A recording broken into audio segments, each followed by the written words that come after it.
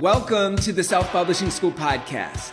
This is the podcast to listen to if you're an aspiring writer or an author who wants to be more successful. On this show, you'll learn how to write and launch a book successfully, all from the top authors and people just like you who are doing it at the highest level. I'm your host, Chandler Bolt, the founder of Self-Publishing School, the author of the book called Published, and the CEO of selfpublishing.com. For free training on how to publish a book that sells 10,000 copies, go to selfpublishing.com/free training. Hey, Chandler Bolt here, and joining me today is Tony and Alisa DiLorenzo. Tony and Alisa are the best-selling authors of a bunch of different books.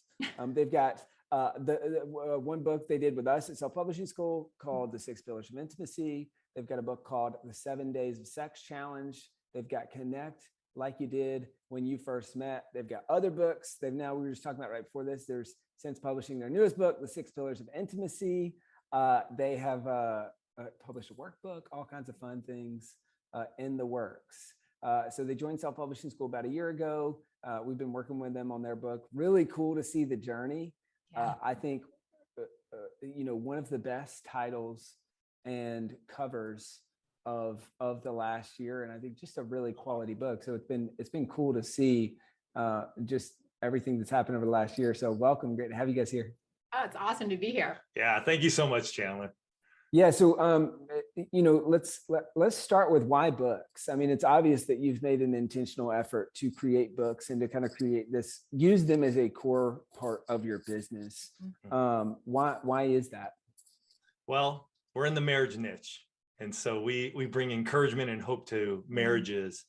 And one of the things we've learned over the years, and I don't think we knew this when we wrote our first book 10 years ago, but definitely when we wrote The 6 Pillars of Intimacy, it was very intentional to have it just be excellent in all parts, was because we know married folks love books and they love paperback books. They love them in their hands. They love touching, feeling. And so when we went to write The 6 Pillars of Intimacy, it was very intentional because that's where our people are. They want to pick up a book, they want to hold it, they want to read it. Cool, that's great. And how did you originally hear about Self-Publishing School, and why did you decide to work with us? Gosh, we started talking, and Alisa and I came together. So we've written 5 other books, 4 of them together. One she did on her own, and I was in a place where I really felt like we need to have the best. Yeah. This needs to be excellent in all levels. And I was like, we can't do this on our own. The other times we've done them, we've gone into fights, we've gone to issues. It drags on and on. Yeah. And so we started searching, and I found SPS, did a bunch of research. Come to find out, you used to live in San Diego, I think it was. Yeah. And so I don't know, that was just an interesting thing because we live in San Diego.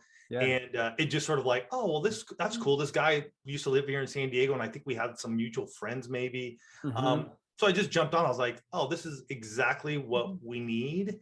It's not full bore, like everything is done for us, because we wanted to write it. We wanted to do that piece, but we had the coaching beside us to help us along. Yeah, that's cool. And cool to see, because I think a lot of times when people have published multiple books before, they think, oh yeah, I've done this. Like, I don't know that I really need your help, but it's just cool even going through Amazon. It's like, hey, you've got some great books, and the books have done well. And then just to see both the success and I feel like the quality differential just up level with this most recent book, that gets me excited. And I think it's just like a testament of you guys implementing it, but then also just like a process that helps lead to a better outcome. Absolutely. Which I think is really cool. Yeah, it was definitely, when Tony first mentioned Self-Publishing School, I was a little skeptical. I'm like, because like you said, we've written 5 other books. Yeah. And yet when I look at this book compared to the other 5, it's like night and day difference. For me in, everything from just having a coach to hold you accountable. And I'm a marriage coach myself, so I totally understand accountability, which eased a lot of the tension between us. But it wasn't just our coach there. It was all of the resources. Yeah.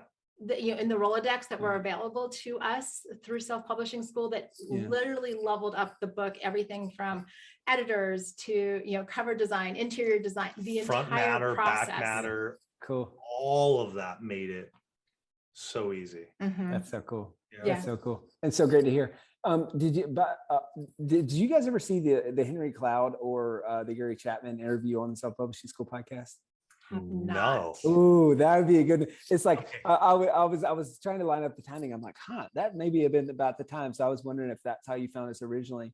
But the things I really ask a lot of questions. And so for anyone who's listening to this or watching this, if you are a coach or a counselor or therapist or in any type of practice where you're having one-on-one conversations with people, those 2 episodes might be helpful. And the 5, I think it's really interesting. The 5 love languages. And I think you guys did something really well that he did really well as well, was we should create a framework.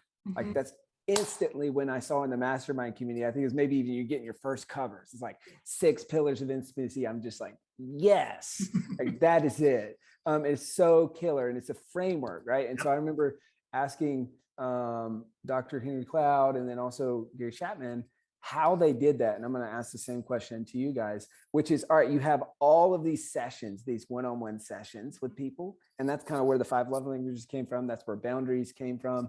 I said, how do you synthesize that into a framework that is easy for people to understand and that's also promotable?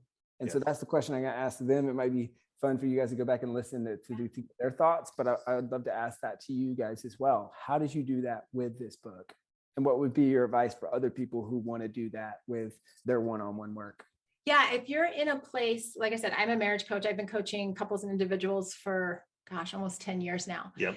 And so a lot of it was, what's that language that you hear over and over again? What are the challenges that people are facing? And so much, like we were just with a group last night who have just gone through the book as a small group study.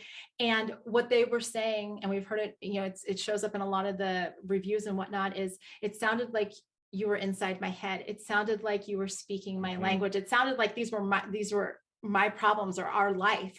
And what I would say is, if you're in that space where you're hearing things over and over again, you can write the book because you already know the language. You don't have to get all fancy or theoretical or use, complicated words. Just speak in the way that your people speak. And it's so easy to take their ideas and, look at what's the framework? What do you find yourself teaching or coaching over and over again?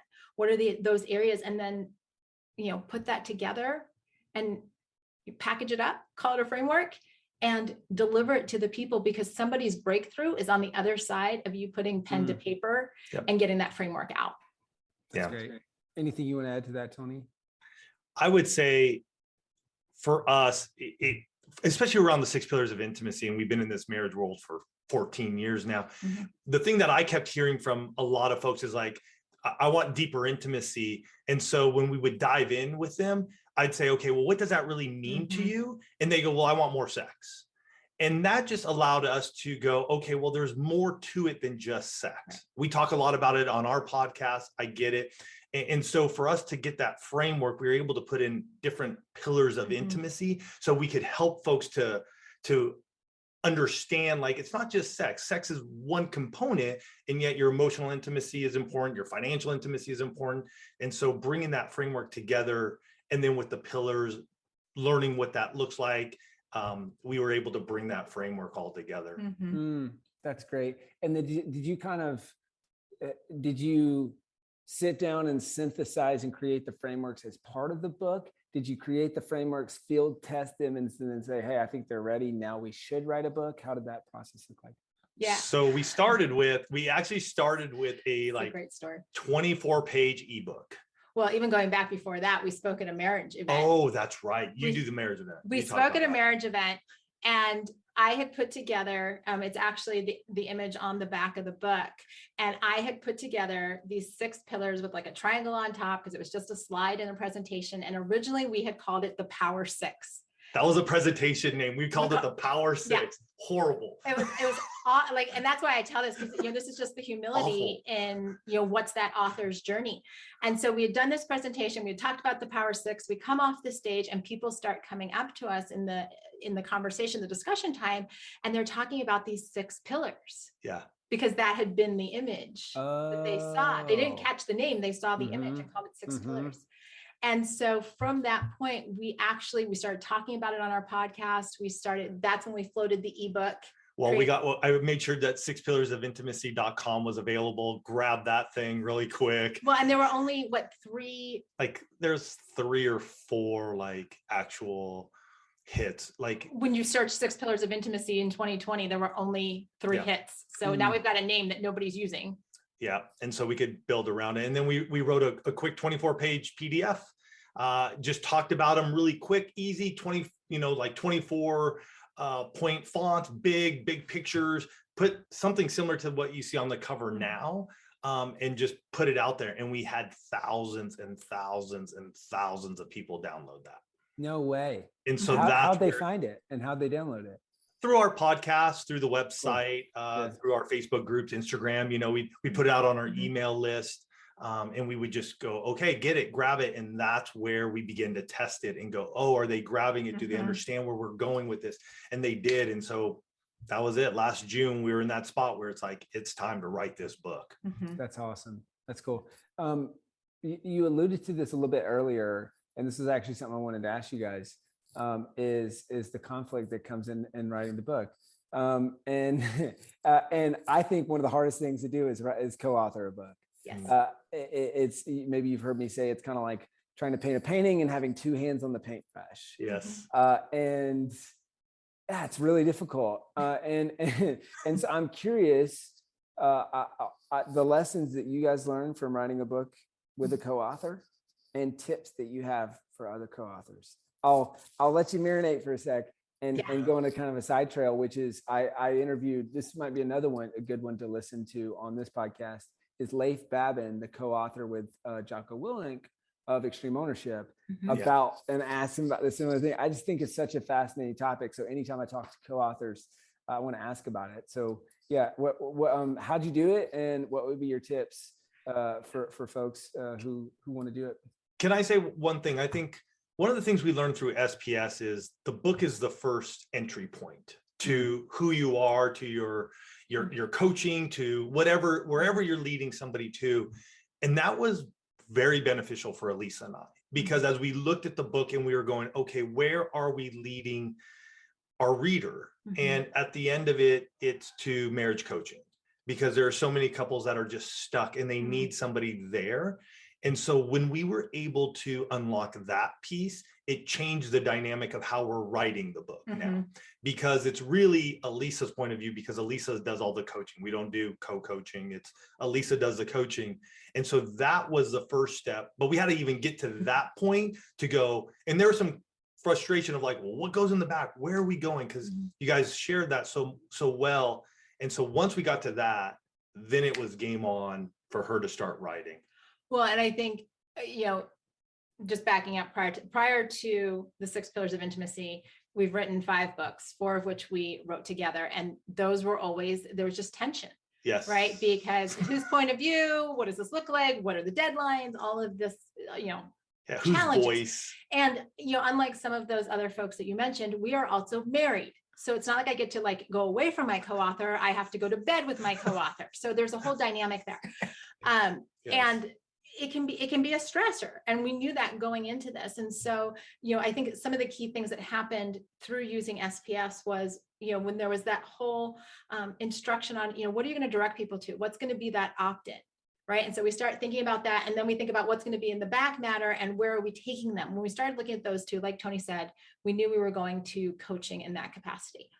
So I'd still written the rough draft, sent it off for developmental edits. And I remember the first question that came back from our editor was, who wrote this book? Because it's really confusing and you keep flip-flopping back and forth and it's not clear.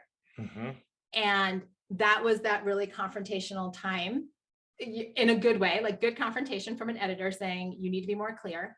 And that's when we sat down and said, okay, what is this going to look like? And in our case, what we opted for is I wrote the entire book, the 6 chapters that deal with each one of the pillars wrap up. Each one of those chapters wraps up with what we call Tony's thoughts, so that he could come in, he could be the commentary, but it wasn't going back and forth.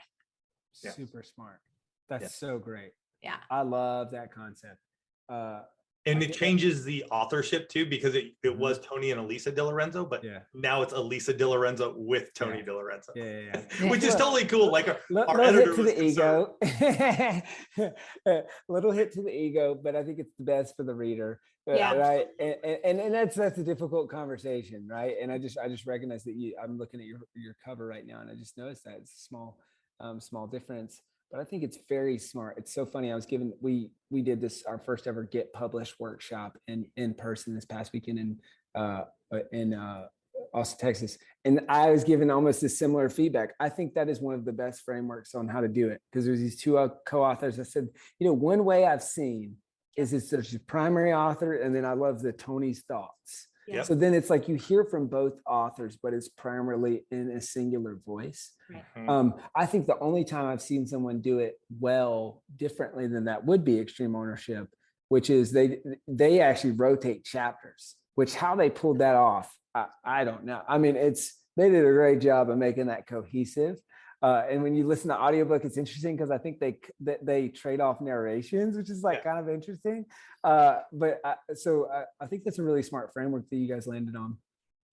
It definitely worked for us. And I would say if you're thinking about co-authoring a book, you got to make sure you've got strong communication with your co-author, and you've got strategies for handling conflict, or who's going to ultimately make a decision, because there are going to come times when somebody's got to decide, where are we going with this? How are we driving it? And you've got to be able to have those skills in place, because otherwise your book might not get published. Yeah. That's smart. I mean, it's just like anything else in any business, right? It's like if two people own it, no one owns it.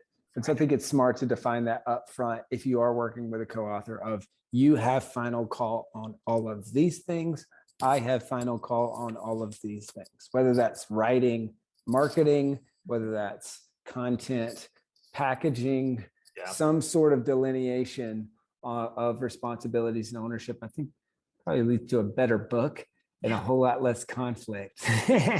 All of that. In the process. I remember I wrote one of my first books with a co-author, and I remember you're like us going through and like editing each other's paragraphs, and and then at some point it's just like, stop the madness. Like, we've got to stop doing this. It was just not efficient or effective, or no, not at all. All right, so we've learned how to better work with co-authors. Let's talk marketing. How did you launch this book? What did the launch look like, and what are the 2 or 3 things that have sold the most copies since the launch? All right, so launch, we went through again SPS. How are you doing that pre-launch work, right? I'm just trying to remember now because it was November. So we went through the whole SPS. Let's get 100 people on that initial list so we can get the reviews and the ratings to start. So we did that. I want to say our goal was 50 reviews, and we ended up with 40, which I felt was still solid. And then once we did that was really quick too. I think that was like within 7-10 days. And then soon as that was done, it was boom into the full launch, which we did to our audience. And that was mainly just the one family. So the different outlets we have, social media, email list, podcasts, we really went after it. We used the templates that you guys gave us, which was fantastic. We saw the spike, the 99 cents for Kindle. And that brought in a ton of new people. We did some book promos as well. I started putting those, a couple the first week, a couple the next week, just started using those to get that initial bump. And out of all our books, by far, that was the best. Yes, the best launch ever. Yeah, for us. What do you attribute that to? Strategy. Having a strategy, having a plan instead of, I think in the past, and I can definitely speak to, even the first couple of books, sometimes as an author, I myself got into this place of thinking, if I write it, surely it's going to fly off the shelves because my words are magical, right? Everybody's going to want the book because it's written. And the reality is that, like your parents and your friends know, and nobody else knows. Yeah. Where this time we had told so many people about it, so many people that it was coming. We had a strategy. We did the whole pre-launch. And so by the time we actually released it, it already had momentum instead of just like hoping and praying that somebody's going to find my book on Amazon and decide, oh, please buy my book. Yeah. And we just stay diligent. I think you guys said it, just the number of emails of just going, hey, just keep putting those out there, keep putting them out there. We would text closer friends and we would get on lives and do different things. Shortly thereafter, though, I was like, okay, we got to keep this going. And so got on to Amazon ads, hired that out, and that has been ridiculously awesome for us. Oh, cool. Great. Like very, how so? Yeah. We sell right now, we do anywhere between 20 and 40 books a day. And my goal is to get us to 100. And so Amazon ads have been the stalwart behind that, though, really the engine behind that. And we continue to just refine that with our team. So that's been great. We've tried Facebook ads, which didn't do well. Tried some more of the book promo sites, and they're up and down. So just different stuff. Continue to just share it through Instagram. And now most recently, I'm really wanting to look at YouTube ads. And so I'm just recently this week just starting to go, okay, what could I do as an author, authors? Can we get in front of people through that channel? Cool. What were the top 2 or 3 things as part of the launch, or even since then, that have sold the most books outside of your internal audience and launch team and those sort of things? Anything else that worked particularly well? I mean, Amazon, obviously. I mean, they're just a juggernaut. Because of when we launched it too, we didn't do a lot of in-store signings. We didn't do much of that sort of stuff. We have folks that will pick up. One of the things that we do because of the book, the nature of the book, is called small group studies for churches. Super smart. And so that has been great. Like we have a church up in British Columbia right now that they just ended a 6-week small group study, and they bought, I think, 20. I mean, they just bought 20 books and I think 20 or 40 workbooks, and they just, here you go. And so that's somewhere that I'm really working into a lot as well. And I'm seeing that churches are buying it for their premarital folks as well. So they're buying like a bundle of 30. They're like, we just give us 30. And we're like, great, here you go. So really looking at those channels and supporting those organizations. That's great. That's great. I'm trying to find it. I feel like, sorry, I'm giving you guys a bajillion podcasts to listen to, but it keeps triggering thoughts. There's one with Jennifer Allwood. She wrote a faith-based book, and she talked about how she did book clubs. And really smart. And I think if I were you guys, I would lean into book clubs. Churches really, I would lean into a lot. And you could be the curriculum for a lot of relationship book clubs and small groups and all that stuff. I think Mike Todd masterfully did this with his book Relationship Goals. Mike Todd Transformation Church out of Oklahoma. They did small groups, but then he's tying in messages and stuff to it, which is kind of a bit of an unfair advantage on the book sales side of things. But I think he did a pretty masterful job with that. I think the small groups and book clubs is a really, really smart idea. Yeah. No, I love that. Hey, Chandler Bolt here. I hope you're loving this episode so far. It's time to go from inspiration to implementation.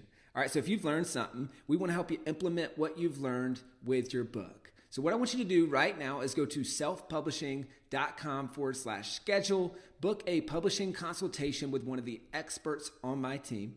We'll talk about your goals for your book, your dreams, your challenges, your next steps, and we'll start putting together a plan. All right, so go to selfpublishing.com/schedule, book a call with the team. Let's see how we can help with your book. It's time to implement.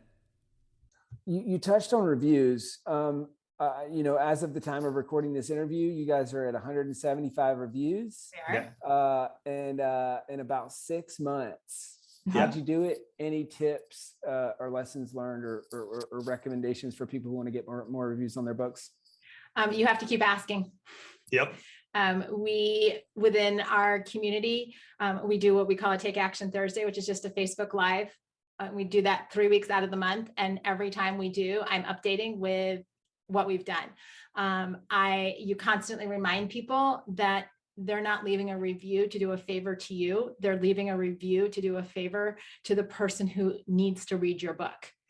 Because really I'm not asking, I know the book is amazing. I love hearing that you think the book is amazing, but more importantly, the person that's looking, in our case, the person that's looking for a book to unlock something in their marriage needs to hear from that person that's leaving a review. This is how it transformed us. And when I just tell people all the time, you are the person that somebody else needs to hear from. And so as you keep asking people, I think a lot of it has to do with our language. If we sound like we're begging for reviews, if we sound desperate, people are like, I don't want to. Yeah. But if we remind people that they're doing it as a favor to somebody else who doesn't, like, hey, would you do me a favor? Yeah. Because somebody else needs to know what you think. Then it removes us from the equation as authors and allows people to come alongside as partners. That's great. Such a great idea. Chandler, one thing, as we were just talking, you're like, hey, what really moved the book? Audiobook. Oh, yeah. Oh, cool. Yeah. Right. I mean, I just keep thinking about the paperback or the Kindle, but you know what really moved some stuff was when we got that audiobook done. And we recorded ourselves, obviously, because we're podcasters. We have the equipment, people hear our voice. We want them to hear it while they're listening. But that and working with Find a Way Voices, cool. That has been huge in terms of just getting it out there into all these different channels and people just listening. That's great. Yeah. What has the audiobook just sold really well? Or why? Anything specifically that you did to market the audiobook, or has it just took off? I don't think it's anything in particular. If we go back to what you said about the framework, I really do believe that this book, just by the titling of it, the cover of it, it's grabbing those who are in need. And our subtitle is A Secret to an Extraordinary Marriage. And so I think it's just taking off and people are just seeing it and the reviews are just pushing it up there, not like any of our other books. So it's taken us some time to get there. But I do think it has to do with how it's presented, what it says, the subtitle, and with the way the cover looks. It's nice. It's easy to see. It's not distracting. That's what I want. Boom. Here we go. Description is clear. Get it. That's cool. And I would, just to add to that, I would say if you've got like in our case, our audience is used to listening to us. Yeah. So we were being asked for the audiobook almost from the minute beginning that people cool. Yeah. So there was a hunger for that, a desire for that. And, when we told them they were going to have to wait like 2 or 3 months because, we were trying to actually launch the paperback. There were a lot of frustrated people in a good way. Yeah. And so if you know where your audience is, if they are, if you are a podcaster, you've been doing that kind of thing, don't shy away. This is what I would say is don't shy away from doing an audiobook because it sounds like more work. Your people are already used to listening to you. Get it in their hands. Get it in their ears so that they can consume it in the way that they're used to consuming your information. Yeah. That's great. I'm just making a note of that. Two things that might be helpful for you guys. This is kind of quasi-interview, quasi-coaching call. I love it. I love what you're doing. I've got so many ideas. Two things that work well for me and for my new book published is short links for reviews and for audiobooks. So it's like kind of the combination of what we're talking about right here. So if anyone's listening to this and is read published or listened to the audiobook published, go leave me a review, please. But simple link. So for me, it's publishedbook.com/review. I'm assuming for you guys, it could be 6pillarsofintimacy.com/review. And that's just a simple thing for you or for your team or on your podcast. You can say that and it's just easy. People can remember it. They can type it in. Or if someone gives you a shout out on social, it's a quick link to say, could you copy and paste that here? Or you're someone on your team, if someone emails in or whatever, hey, can you copy and paste that here? So it just turns praise into reviews. And then similarly, a short link, just a redirect, right? For Audible. And, Audible has, and so I do publishedbook.com/Audible. And the pitch is, hey, you can get a free copy of the book on Audible if you want to listen to it. And you've got the Audible Bounty program, which Audible will pay you 25 to 75. I think maybe $7,500 per person that signs up for Audible through your link. And so either way, they're getting a free book. If they sign up for a trial for Audible, they get a free copy of the book. Or if they already have an Audible membership, they can just use one of their credits, kind of a free copy.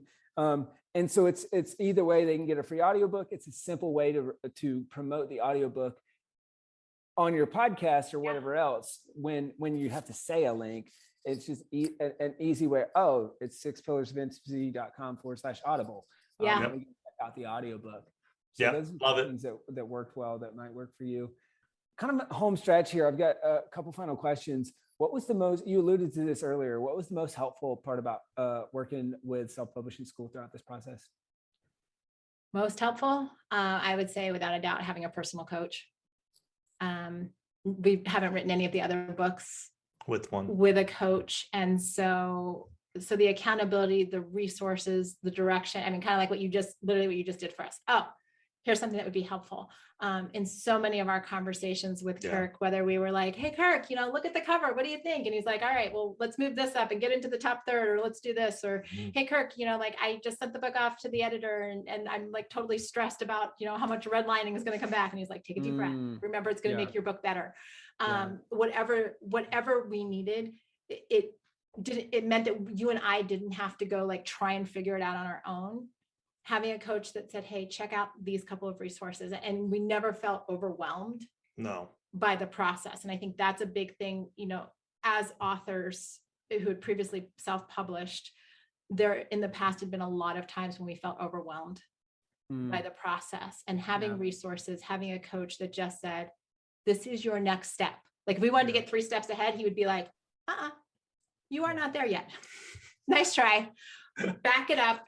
Next coaching call we'll talk about. And I can appreciate that, right? Yeah. Don't get too far ahead. And so for me, that was the biggest. I mean, we tell everyone about SPS. I'm like, why are you trying to write a book by yourself? Yeah. Like, don't be silly. Yeah. Don't be silly. And for me, the templates early on were helpful because as Alisa's writing, I'm the one making sure everything's going in properly into those Google Docs and massaging all that stuff so I don't know why that still at this point in time to me was just so important. I guess because times before I would be like outline template.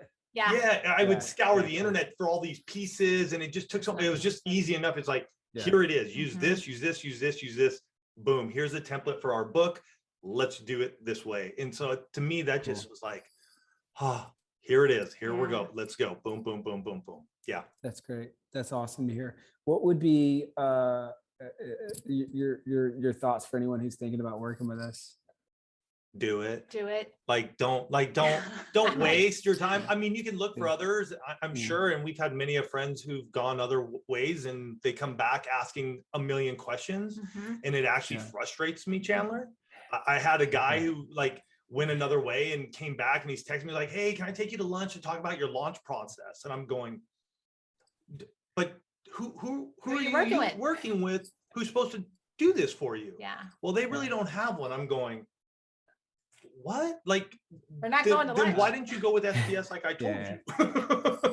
So, man, you guys are amazing. Holy cow. I appreciate it. Well, because it is one of those things. I mean, people know we have a lot of books. People know the success of this book, and we know a lot of people that want to be writers, right? They want to publish. They want to publish. And so it's, we've had the before and after, we know. And so if you're on the fence and you've got that book inside of you that you're supposed to write, you've already wasted enough time thinking and overthinking this. Just do it and get your book done.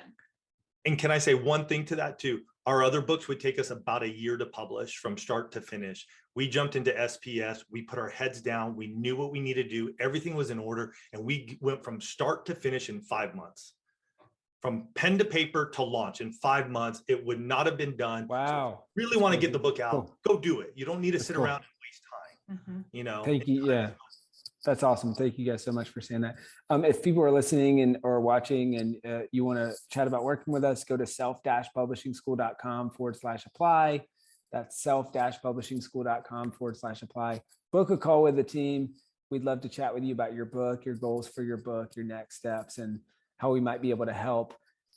This has been fun. I've got 2 questions. This is almost like this is like where I should normally end the interview, but I've got a couple questions, and I'm like, well, I'm going to give you guys obviously shout out the book and all that stuff where people can buy it. But before then, I almost want to ask a couple questions and give a couple thoughts, because I think this might be helpful for people who are listening as well. First question would be, do you guys have any sort of quiz or assessment along with the book? Absolutely. Great. It's cool. It's Okay. One of the best opt-ins we've ever had. We get about a 57% opt-in rate. I bet. On the website, on the book, and we get book on the thank you page.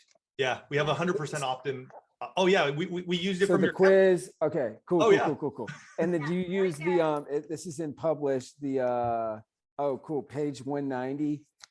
Have you went through any of that content on the framework for using a quiz to sell more books, which improves the virality, all that stuff? I gotta go look at that. Page 190. Yeah, page 190. Check that out, and then also listen to the episode with Gary Chapman. I know I've plugged that one before, but he talked. I mean, that 5 love languages quiz has been taken 50 million times, and the book has been sold 10 or 12 million copies, and so just 17 million. Not that we're checking, but we do know how many. Yeah, we love Dr. Chapman, and that's who we're after. That's the benchmark. That's cool. I think the quiz makes a lot of sense, and especially being very intentional about incorporating that in, and using the quiz to drive book sales, using the book sales for quiz, and ascending into the marriage coaching and that sort of thing. My second thing, which is less of a question, but more of just an encouragement, would be I would keep talking about this book and keep marketing it. I mean, I talk about the 1-year launch. There's a whole chapter on that and about building evergreen assets and doing one-off promos and all that stuff. But I think you guys really have something special here, and I would keep marketing it until the cows come home. I mean, just like I would just go on that 1-year launch, and I think you're on it right now. Here we are 6 months later, but I think there's just so much more upside for this book. So I think it's beautiful what you guys have created, and the best is yet to come. Definitely. And published on audiobook too, right? What's that? Oh yeah, published is on Audible and audiobook and all that. So you can listen to it instead. It's narrated by me. There's one thing in the review chapter, which I'm not going to spoil it here, but I think you might like that you might be able to incorporate into your audiobook to help you get more reviews. So I'll leave it at that. But Tony, Alisa, this has been amazing. Where can people go to find out more about you guys, to buy your book, all that good stuff? Yeah, best place to go to find out all about us, find our podcast, all our resources, oneextraordinarymarriage.com. You can find the book there. If you do want to go buy the book, though, directly on Amazon, 6pillarsofintimacy.com. It will take you right there. Buy whatever edition fancies you. Cool. That's awesome. Tony, Alisa, y'all are amazing and inspiring. Keep up the great work. Thank you for coming on the show. Thanks, Chandler. Thank you so much for watching or listening to this episode of the Self-Publishing School podcast. I know there's so many places that you can be spending your time. There's other podcasts that you could be listening to, YouTube channels that you could be watching. So thank you so much. It means the world. Now, I want you to do 3 things right now if you found this episode helpful. All right, number 1, I don't know if you know this, but we've got a YouTube channel. It's a companion channel to this podcast. All the video versions of the episode are on the YouTube channel. So number 1, subscribe to the YouTube channel. Number 2, if you're listening to this podcast wherever, whether this is Spotify, Apple Podcasts, number 2, I want you to subscribe to this podcast right now so you don't miss a future episode. And then number 3, this is probably the most important, leave a review on the podcast. All right, reviews are super important and help the podcast get discovered by other people. So number 3, leave a review on the podcast. Thank you so much. I'll see you in the next episode. If you're on the fence about scheduling a publishing consultation call with my team, maybe you're not quite ready for that, I've got some free training that I think will be really helpful for you. All right, all you have to do is go to register to sign up. Go to selfpublishing.com/free training. When you do, you're also going to get a free digital copy of my new book, Published. And on that training, you're going to learn the next steps of how to implement with your book. So how to write, how to publish, how to launch successfully. So go to register right now at selfpublishing.com/free training. I'll see you there.